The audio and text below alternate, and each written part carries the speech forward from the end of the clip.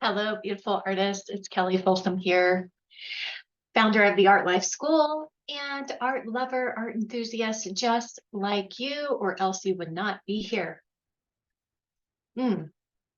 So I hope you're having a beautiful day. We are continuing on with our studying the masters of still life, um, little painting critique, not really critique, but just analyzing series. Let me know if you are getting some new insights. If this is stirring up more questions for you, just let me know your thoughts in the comments below.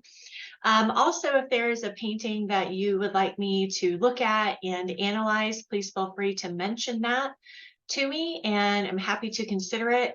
The only criteria is that it has to be a deceased artist, like a deceased master artist, still life or landscape would be great. Yeah, so just let me know. Okay, today we're going to be looking at a painting of a giant mound of butter. What? This has been one of my favorite paintings for a long time. So, and it is pretty unusual. So let me share my screen with you. This painting is by Antoine Vollon. He was a French artist in the 19th century, I believe. And he was another artist that, he did primarily still life and landscape. They actually have a beautiful landscape of his here in the Denver Art Museum of Antwerp, and it's quite lovely. So I was very surprised to see one of his landscapes because I've only known of his still lifes. So anyways, I think I discovered Vollon discovered his work, came upon his work about 10 years ago, and just loved it. Fell in love, of course, with the paint quality, as you can see here. And the other kind of interesting, this piece is actually hanging, I think, at the National Gallery of Art in DC, Washington, DC. And it's actually kind of a bigger painting. It's like 20 by 24, which whenever I look at this painting, I automatically think that it must be a smaller painting. And I think that's because of the size and placement on the canvas. So one thing I've learned about still life throughout the years is depending on how big your objects get placed, it will make the viewer feel that the painting is a big painting or a little painting, regardless of the actual size. And I think that that's important in this day and time, especially right now. I don't think it was as important back then, but I think in our modern times, it is important because our paintings are being seen so much in digital image like this. And so a lot of the first, I guess you would say the first impressions of our art are being, even whenever we're submitting to art exhibitions or to galleries or to shows, or even, trying to sell our art online. This is usually the first impression is a digital image. And so what fascinates me is that this is actually a really big painting. Let me see if I can find the, just so that you can see the scale of it. Okay, so here is, like, this is the scale of it, if you can see this. I don't necessarily want to listen to this, but I just wanted to show you the actual scale. That's pretty big, isn't it? Okay, so let me get out of here and go back to the painting, but it's kind of nice to see it in its true scale, see it in the frame. And I always feel like seeing an image not too close up right away really helps you to see the simplicity of the composition. So let me go back to the larger image here. Okay. So this is there's a simple composition that is always very effective, and that is a triangle. So doing a triangular composition, which is very clearly what Vollon is doing here. It's always a very simple composition to do. With his, he's just pretty much got one object, and then looks like maybe this might be parchment paper or something that the butter was wrapped in, some kind of fabric or parchment paper that the butter was wrapped in, and some little eggs to form the base of the triangle. So let's look at some of those elements of art. The value structure. This is very clearly a light against a dark value structure, where the foreground is all lighter in value against the darker value of the background. Color, this is very just, kind of old world, what they now might call brown school painting, which I think is so dumb that they call it that. But anyways, it's not, back then they didn't necessarily do a lot with color theory or color design. A lot of paintings were very colorless like this. And I think a lot of that is just because of the, limited supply of ready-made, synthetic colors that we have now. Nowadays, we have like every color of the rainbow and more, and it's all super affordable. I also feel like he's obviously using lead white here in his white cloth, because only lead white kind of gets this texture. And flake white, lead white, flake white, the one I use is Kremnitz white from Old Holland. It goes down, it can go down kind of transparent like this, which is allowing for some of this translucency of the background to show through. I tend to do that wet into wet. I assume this kind of looks like he did it not alla prima or wet into wet. Looks like he was painting this on top of a dry background. That's my guess. I have no idea, just based on how it looks. But the flake white is a beautiful, the lead pigments. This is also very clearly lead yellow, right? So a genuine Naples yellow is what this looks like to me. And so those lead pigments just have a lot more glow. And I know now, and they also have this beautiful texture to them, that the titanium whites and the sort of the faux Naples yellow, which I do use from Sennelier, the titanium whites just don't have this texture and this buildability to the paint. So it's something very unique to the pigment. So when you're painting and you might be trying to get an effect like this, and you might be frustrated thinking, well, I'm not getting that effect, or like the impasto of the light on the white eggs, you might consider that you're probably not using the same kinds of pigments or the same kinds of materials that these artists were using back then. So let's go back to, but that's part of what contributes any interest at all to this painting, is the thin versus the thick, and then the added texture, and then I think these bravura brushstrokes, that he's using on the butter, just really making the butter look so sensuous and buttery. Like you do really believe that this is butter, even though it's not. It's all a trick. It's just dirt and oil. So let's look at the rest of the composition. There's not a lot, but what you'll notice is, he is doing his light against dark of the background. He's also doing a non-color, neutral color, desaturated color in the background, which is, making the only color in the painting, which is this yellow, feel much more brilliant. I mean, the yellow does feel very rich and brilliant, even though it is actually a softer, more muted yellow, of like a Naples yellow.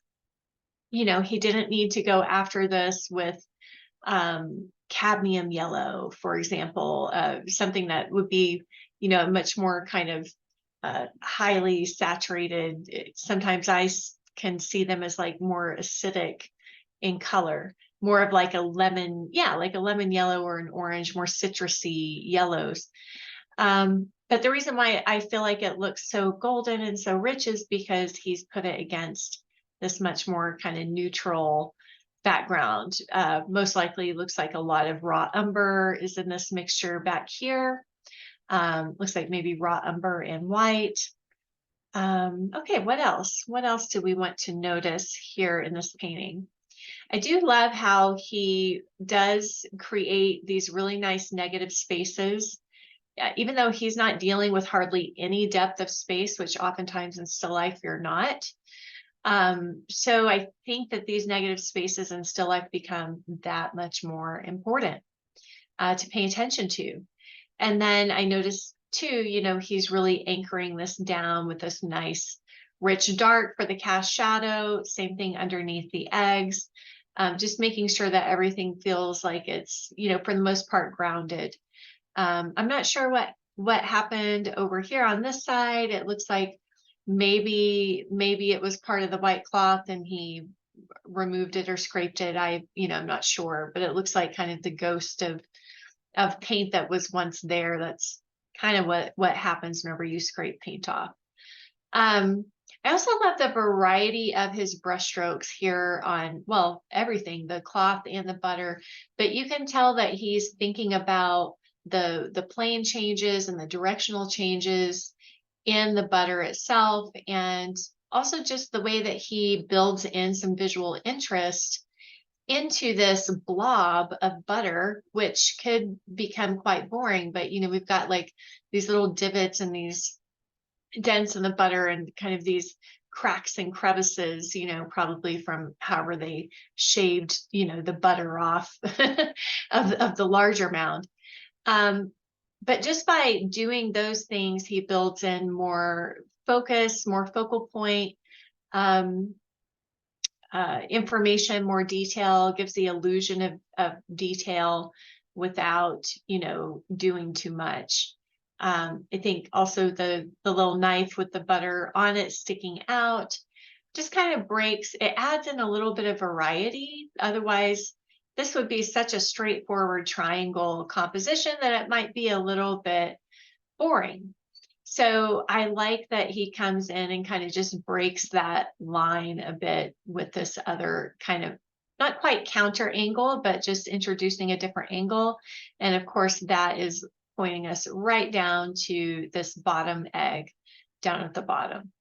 So sometimes a very simple composition is, when you really study it and you really look at it, you'll notice like how planned out or how thought out it actually was. And I'm not saying that he literally sat there and thought through every single thing that I just mentioned. Some of this may have been done, you know, quite intuitively, but you can definitely see that he understood composition at its finest. Let's see, what else? Overlap. How is he getting depth, right? So with such a simple subject matter, I mean, the main way, of course, is the first overlap of this nice contour, sharper contoured edge on the lit side against the background. And then another overlap with the fabric in front of the butter, and then the eggs in front of the fabric. So an easy way to get more depth in our still life compositions is just to have things in front of other things. And that does sometimes make it more challenging to paint, but the payoff is so worth it. You know, instead of having everything just kind of lined up side by side or next to each other, this will just bring so much more depth. I also feel like without the eggs, we would miss that other element of, you know, scale. So getting a contrast in scale. If we just had the butter, I think we would miss like that contrast of the scale here with the smaller eggs. So in your own work, in your own still lifes, you know, look for opportunities like that to bring in more scale. Light versus dark, you know, light, this is light and shadow painting. And so, you know, definitely a value contrast and a temperature contrast between light and dark, light and shadow, excuse me. And so the shadow is definitely warmer and also somewhat more translucent, and he's using a lot more of that kind of background color into those shadows there. how is he getting movement? I mean, really mostly through the fabric down here and then through the bravura brushstrokes that are in the butter.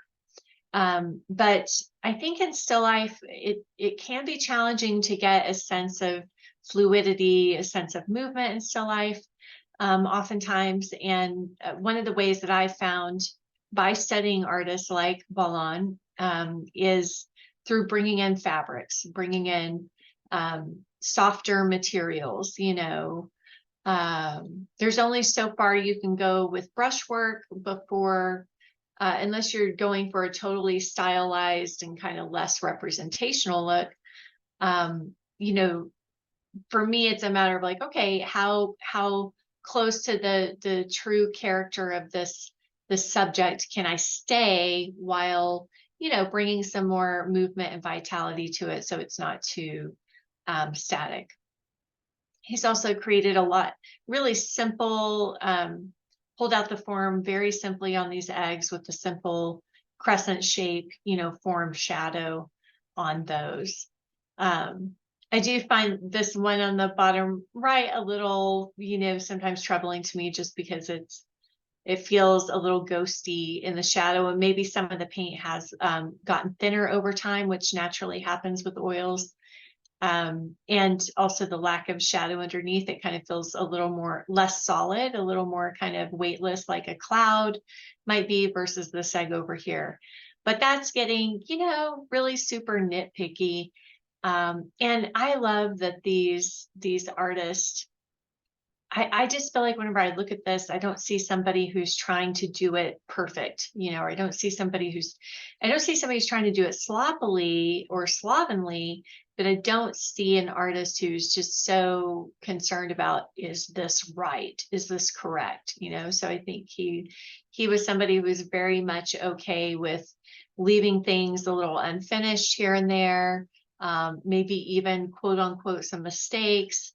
And he was cool with that. And so for me, that's very inspiring, because I know that for me, I'm not really, as an artist, I'm not really interested in perfection. I don't think perfection is possible.